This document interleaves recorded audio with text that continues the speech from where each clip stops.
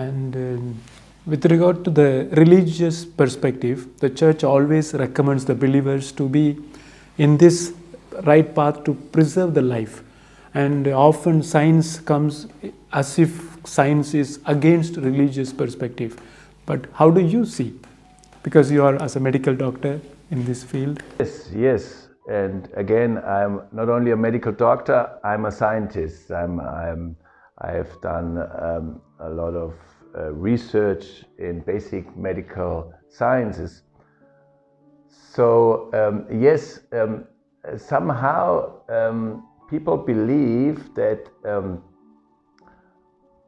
to have respect for every human being, to have respect for life, may be something outdated, old dogma of a church that takes away your liberty of freedom.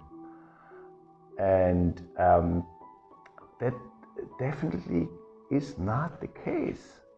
It's not the case. Look, we have to understand something, that scientists work in the technical term is inductive way. They look at what they see in nature, they collect data, and then from these data they try to understand nature. So that's induction. The church teaching is the other way around. The church teaching knows,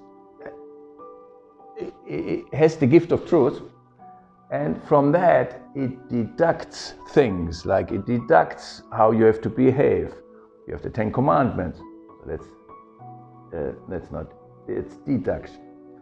And scientists sometimes are not modest enough. They understand 2 or 3 steps, and then they think, okay, now I know everything. Now I have got the full truth. But they only have done a couple of logical steps. If they would go further, then they would come very, very close to what the church is teaching from the other side. I give you an example. Einstein is one of our greatest scientists of the last century. And he has created the theory of relativity. Now that, in one sentence, doesn't say anything else than there is something beyond. That's something beyond science. That's something beyond us that we have to respect, that we cannot grasp. And with all our thinking, with all our methods, we will not get there. That's exactly what the church is saying. The church teaching is saying on the other side. There's something above us. And we have to be modest. And with that kind of modesty, we get much further than with arrogance.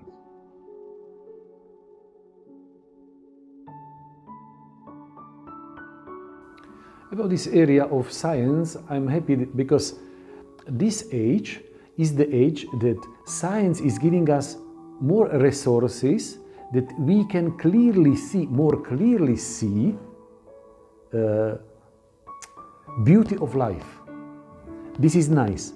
But in this area I see that we must be aware from false prophets from science field, that someone who speak in the name of science, but not proclaim science, but pseudoscience, his personal science, what he thinks that is science.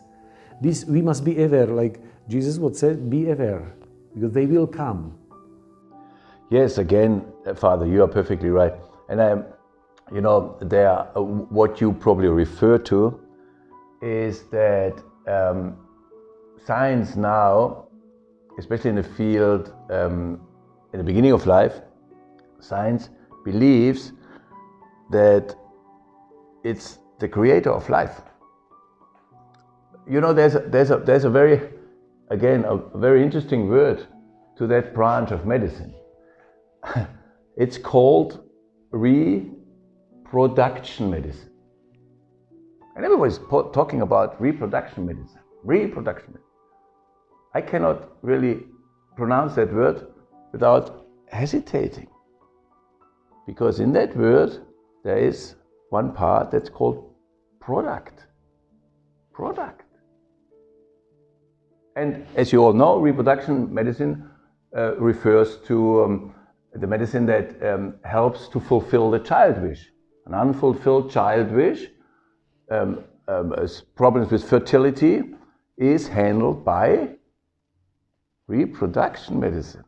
So what are they doing there? Do they produce something? No, that's wrong.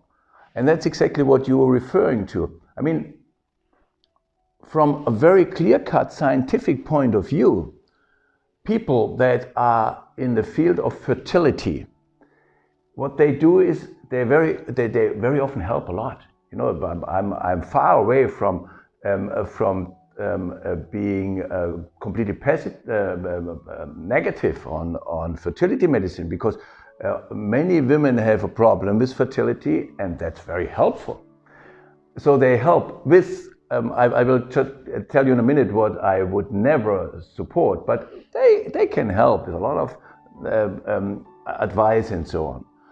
But they don't produce, because it's a gift of God that we can have the procreation.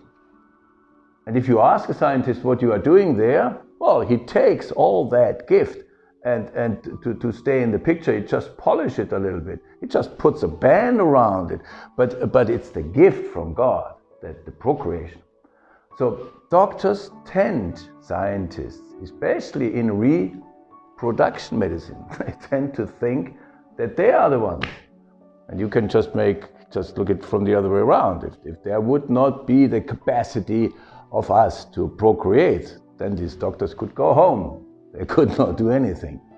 So again, we have to be very modest, because if you start thinking that the human being is a product, then we have lost all kind of ethics. Then we have lost all kind of respect. Then we are in danger that one is not respecting the other, or even taking his life away. So we have to be very careful in medicine that we stay very modest. We can help, we can support, we can advise, but the main thing, the basis is the gift of life. If you want, so that I just give you a little example of the problems of reproductive medicine. There is again that you advise in cases of infertility, of unfulfilled child wish. That's perfect. But then there is something that is really dramatically wrong. Dramatically wrong is pre-implantation diagnostics, because the name again is completely wrong. It's not diagnostic, it's pre-implantation selection. Imagine you have 10 human beings and there's a doctor and he takes just one out and then he discards the other 9. That's just, it's entirely 100% completely wrong. Even if a mother or a couple tells you, look, we have a problem, we have a genetic disorder, now we want to have a healthy child. That's very well comprehensible, of course. But you can't select 9 children to get a healthy one. I was acquainted to such a family, and there's a real problem afterwards. You know, these other 2 children that have a handicap, they ask, so what's happening to this brother of ours? What happened? And how can you tell these children, look, we have selected children that have been like you to have another one. Pre-implantation selection. It's called PID, pre-implantation diagnostics. Again, the term is wrong. It should be PIS. Doesn't sound good. Pre-implantation selection is completely wrong.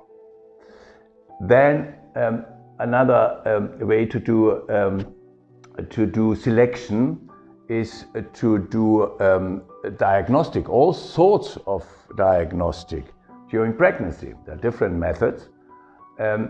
because there is no reason to do that kind of diagnostics.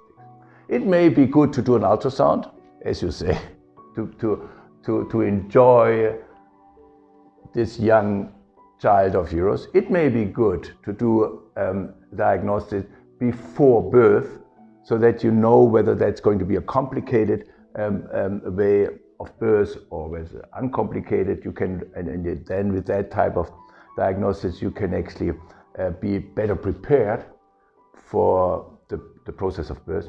But otherwise, it doesn't make sense, because what would be the result? There is no therapeutics. You can't start a medication. You can't start an operation. So the only aim, the only result of such a prenatal diagnosis, PND, is to put this young couple into a horrible situation, to tell them that they have to decide about ending the life of their own child. How can you do that? So again, doctors should be very modest. If they can help, they should. If that is a situation that is that cannot be changed, they should not. They should stay away. They should not do any methods or procedures that only put the people into traumatic situations.